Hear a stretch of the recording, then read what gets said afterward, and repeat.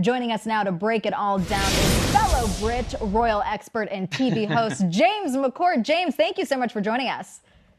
Of course. Now, what about that name? It's a little bit of a mouthful, isn't it? Totally. It's a mouthful, but you know what? I'm not going to lie. Personally, I think Archie was a little bit out of left field. I thought maybe a Theodore or James or Philip or something like that. Okay, but explain to us where you think Archie came from.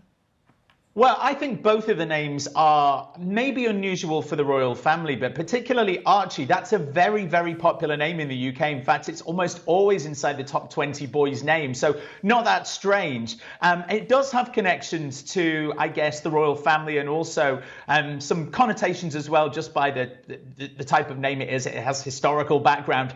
And then also has German origins as well, a country, of course, that Prince Philip is connected to. He speaks German. He's got strong ties to Germany, and that means truly brave in German. So I think that's a nice choice for a name. It's popular in the UK. Mm-hmm. You know, it's got a nice undertone to it as well, some history to it. And then Harrison, this was a clever one, I thought, a clever pick by those guys.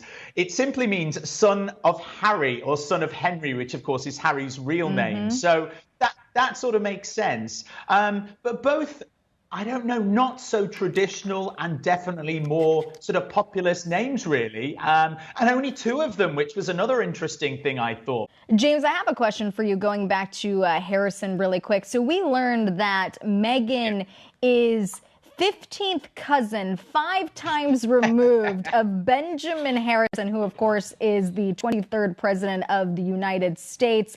Do you think this also could symbolize a unification of the U.S. and the U.K. here? Well, I guess it could do. I don't know if we're all like looking for little meanings, aren't we? We're totally looking. We're looking. Sleuthing. We're like Nancy Drew, the Hardy Boys.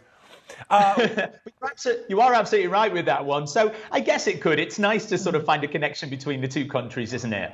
Yes, and you mentioned that, you know, Archie has a little less names in comparison to his father, who has 4. And, you know, we learned that Meghan and Harry, you know, did not choose to have any courtesy titles before Archie's name. Were you surprised with this or not? Because personally, for me, I'm not surprised with this because I expected them to want to have Archie having a normal life as possible.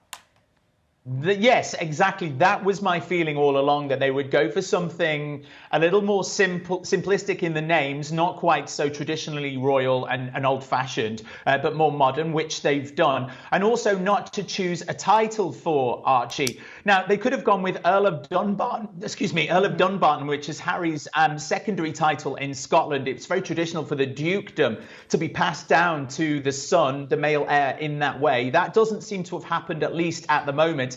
And the Queen has not stepped in with her letters patent or the royal decree to make this little boy a prince. I think that's probably a conversation that went on behind the scenes to decide whether they wanted this to be Prince Archie or not. And that's something the Queen could have done. It still could happen in the future. But for now, it looks like they've not gone with the title. And, you know, they could have of course, thrown in the last name Sussex if they wanted to, where, you know, William and Kate's children, when they go to school, their last name is Cambridge, you know, because it's Duke and Duchess of Cambridge. So they could have gone for that, but they decided not to. So he will be simply known as Master Archie at the moment, which I rather like, don't you? Master Archie. There you go. It sounds. I mean, this kid is living his best life only 48 hours into his existence, James.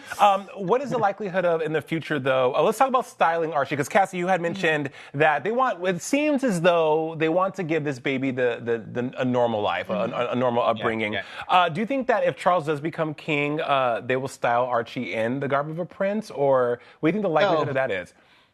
It would kind of be tradition for that to happen, that the first grandchild of obviously the person that's on the throne, the king that's on the throne, that would be then changed to Prince Archie. But Meghan and Harry could again decide that they don't want that title for him, or he, by that point, if he's a little older, could decide he doesn't want that title either. So it really depends. There is an element of choice in here for the parents and for Archie if he's old enough, once it comes to that, whether he decides he wants the title prince, or they want the title prince for him. At the moment, the last name is Mountbatten-Windsor because, of course, that's a combination of Prince Philip, the Duke of Edinburgh, and the Queen's last names. And they joined the two together in the 1960s for if any of the royals needed a last name. And it was thought that it would probably never be used. But there have been times, such as when Prince William took the French publication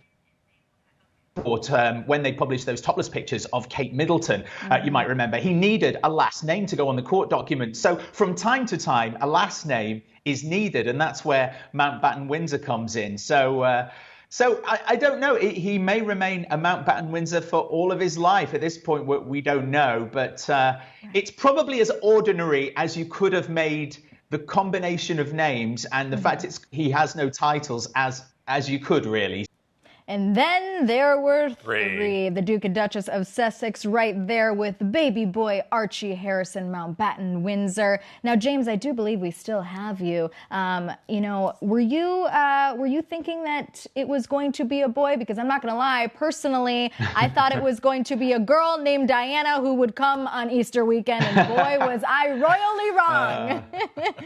You know what? I thought probably a girl as well. I don't know why. And we got those little signs, didn't we? The Queen in the back of a Bentley just before the birth with the pink blankets. So we were like, it's definitely a girl. And then it turned out to be a boy. So all a decoy, I feel like, because remember when Meghan Markle had her baby shower in New York City and we saw her friend Abigail Spencer walk in with a gift bag with blue tissue paper. I mean, and all of her wardrobe throughout this entire pregnancy, a lot of it was blue. Like, did I miss all the signs? The Easter eggs, Cash. James, she missed all the Easter eggs for real. James, I want to ask you, though, we saw the baby today for the first time. When will be the next time we'll see baby Archie? Do you know, I think it's probably going to be a little while before we see baby Archie again. I think this was very much something that the couple felt that they should do. Obviously, they didn't do the traditional royal reveal on the steps of the hospital. So this was something that pleased the press, pleased, the royal fans around the world. But I think they really do want to keep the sort of first few weeks of this baby's life, of Archie's life, as possible. I think, obviously, the christening will be the next. But yeah, I thought this was a really lovely moment. Felt so much more normal, if you will, than having the baby on the steps of the hospital, 3 or 4 hours after the birth. They all look very comfortable, and they're in St. George's Hall. It looked beautiful. So I can imagine this might set a precedent for future births, possibly. Yes, James, a lovely moment you mentioned indeed. Yes, James, thank you so much for chatting with us again about baby Archie. I'm trying not to call him baby Sussex anymore because I know he has a name now. He has a name that shall be mentioned. Me as well. Absolutely, James. Remember, you can get the latest royal news updates on ET Live and James's website, theroyal-t.com. James, always a pleasure, man. Thank you.